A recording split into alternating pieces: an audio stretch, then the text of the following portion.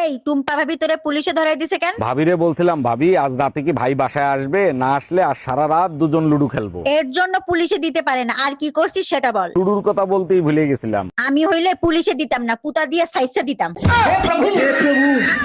ভাবি আপনাকে যা লাগতেছে না পুরাই ঝাকাস। তাই নাকি? Thank you. তা আপনি কি করেন? আমি শুধুই প্রেম করি। ও আচ্ছা, তাই নাকি? বাই দ্য ভাই, আপনি কি করেন? আমি সুযোগ পেলে গুড়াদের কাটটা দেই। আল্লাদি, ও আল্লাদি। জানো আজ তোমার বন্ধু এসেছিল। বন্ধু এসেছিল? বাবা, অনেক দিন পর। তা বন্ধুকে আদর যত্ন করেছিলে? আরে আমি কি আদর করব, আমাকে জড়িয়ে ধরে কি আদরটা না করলো।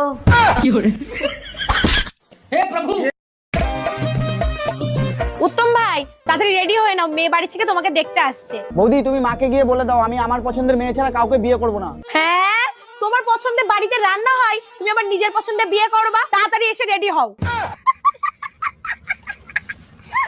ভাইয়া আপনার কাছে নবরত্ন তেল আছে যা মাথায় দিলে মাথা ঠান্ডা হয়ে যায়? জি ম্যাডাম আছে। তা কতটুকু দেব? আপনি এক কাজ করেন, আমাকে এক বালতি দিয়ে দেন।